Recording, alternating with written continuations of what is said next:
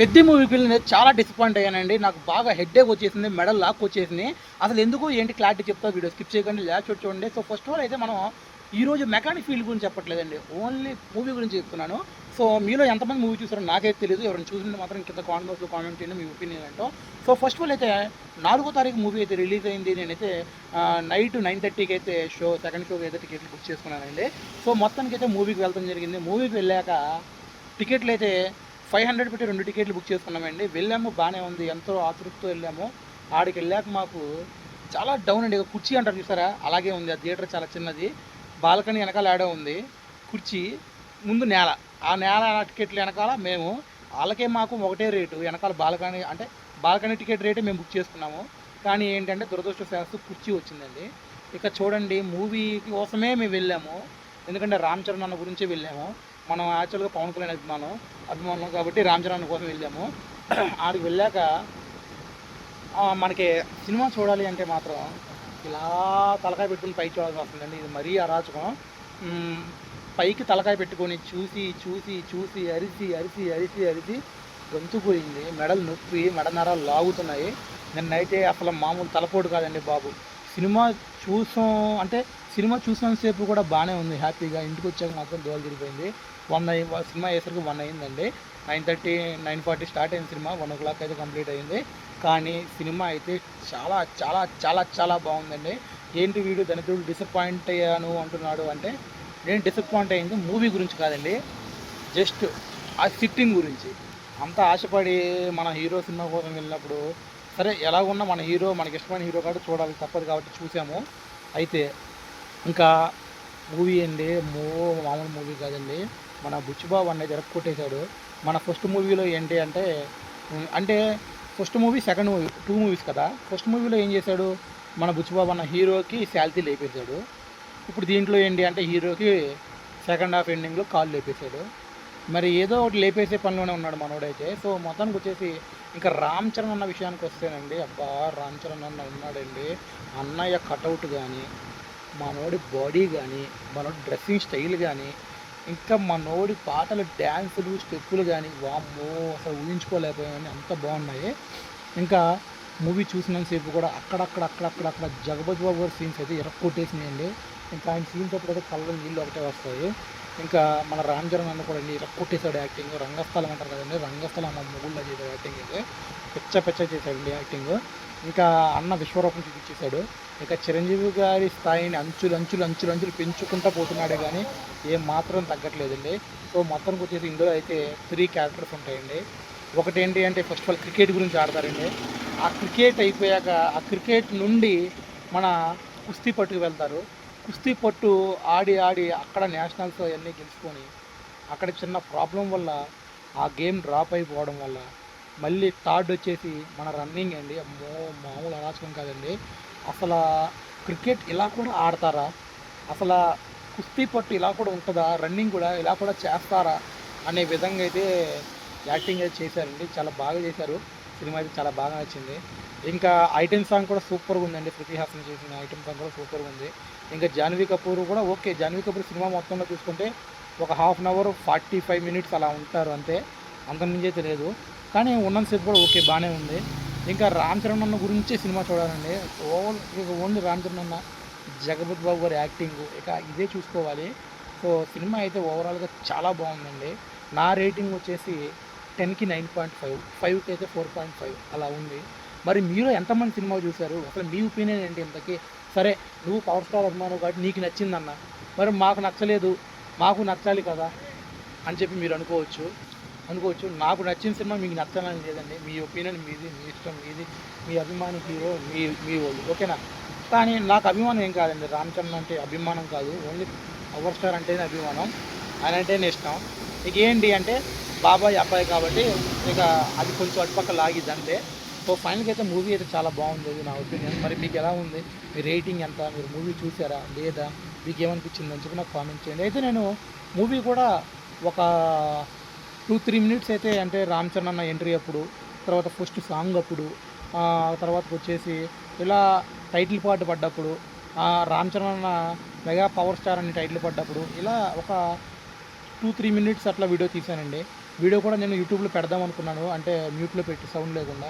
కానీ మనం cinema leak చేసినట్టు ఉంటుంది, ఎందుకు అంత అవసరమా అన్నట్టు నేనైతే పెట్టలేదండి. సో ఫైనల్గా వచ్చేసి మూవీ అయితే చాలా అద్భుతంగా ఉందండి. ఇంకా రామ్ చరణ్ బాడీ చూస్తే మనం జిమ్ ఎందుకు వదిలేసినాం రా బాయ్, మనం కూడా మళ్ళీ జిమ్ మొదలు పెడితే బాగుండు అనిపించింది. కానీ ఏంటి అంటే మనం జిమ్ చేస్తాకి మన దగ్గర ఎక్విప్మెంట్స్ అన్నీ ఇంట్లో ఉంటాయండి, ఎక్విప్మెంట్స్ అన్నీ కూడా ఇంట్లో ఉన్నాయి. కానీ టైం లేదండి మనకి. అంటే ఒక్కొక్కరు ఇవాళ పని లేదు అంటే పని ఉందండి. అక్కడ హోండా షైన్ బండి ఒకటి ఉంది, ఆ హోండా షైన్ బండి ఒకటి చేయాలి, ఎక్సెల్ సూపర్ బండి ఒకటి ఉంది అది చేయాలి, లోపల స్ప్లెండర్ ప్లస్ బండి ఒకటి ఉంది అది చేయాలి, అపాచీ బండి ఒకటి ఉంది అది చేయాలి. ఇట్లా ఉన్నాయి బళ్ళు. కానీ ఆ బళ్ళు చేస్తాకి ఇన్ని రోజులు టైం లేదు, ఇప్పుడు టైం ఉంది.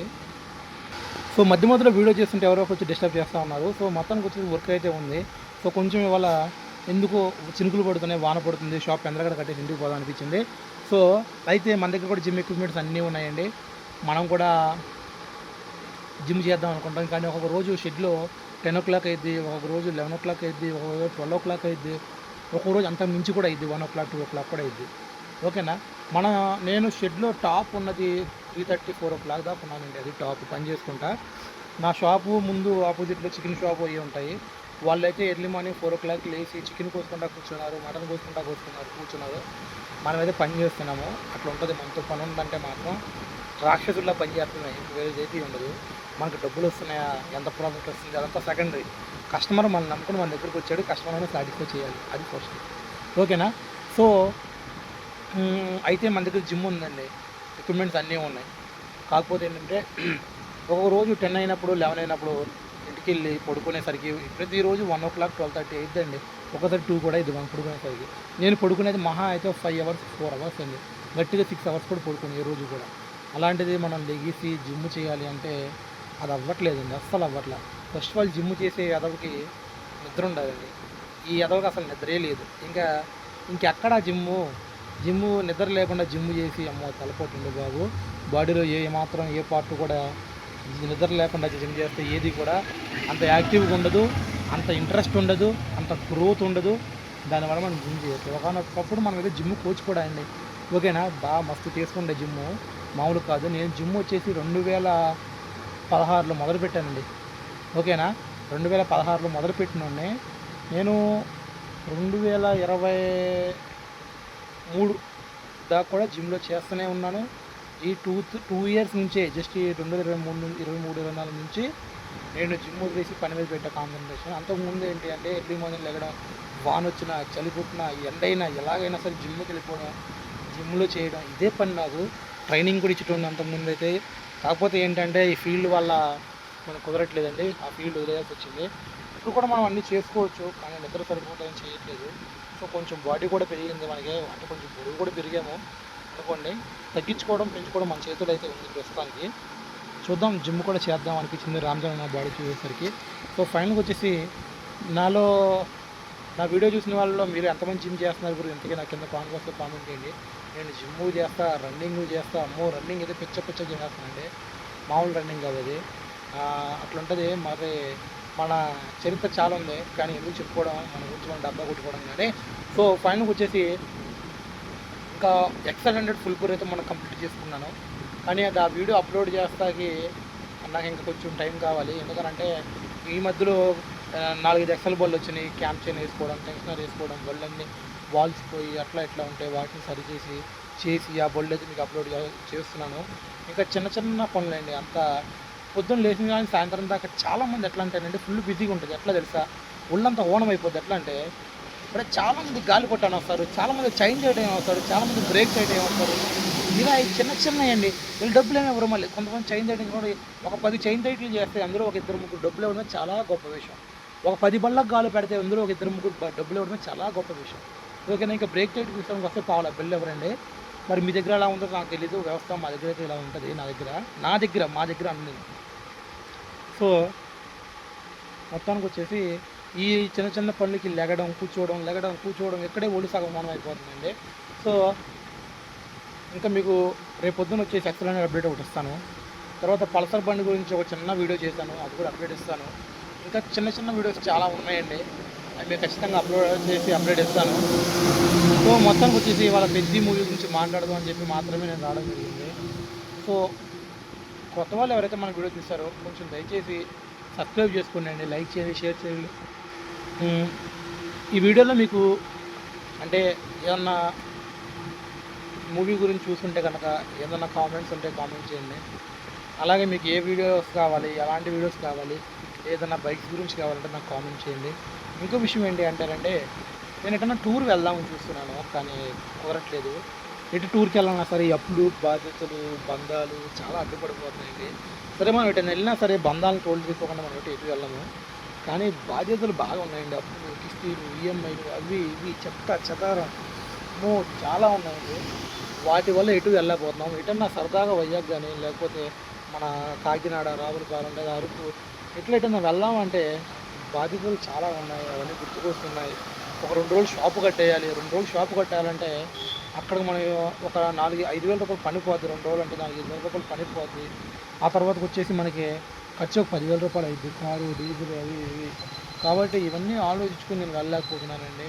ఎటు చూసినా ఒక 10,000, 15,000 అంటే కొంచెం దేనికో దానికి ఈఎంఐకి అయితే యూజ్ అవుతాయి అని చెప్పి నేను చూస్తూ ఉంటాను. సో మొత్తానికి వచ్చేసి ఈ వీడియో మీకు నచ్చితే ఓకే, నచ్చకపోతే మాత్రం కొంచెం తిట్టుకోమాకండి, బ్యాడ్ కామెంట్స్ పెట్టమాకండి, ఓకేనా? సరే ఎప్పుడు మనం రివ్యూ ఇవ్వలేదు కదా అని చెప్పి ఫస్ట్ టైం పెద్ద మూవీ గురించి అయితే రివ్యూ ఇచ్చాను. సో అది మీకు నచ్చితే ఓకే, నచ్చకపోతే లైక్ తీసుకోండి, ఓకేనా? మరి ఉంటా guys, bye, good night, sweet dreams.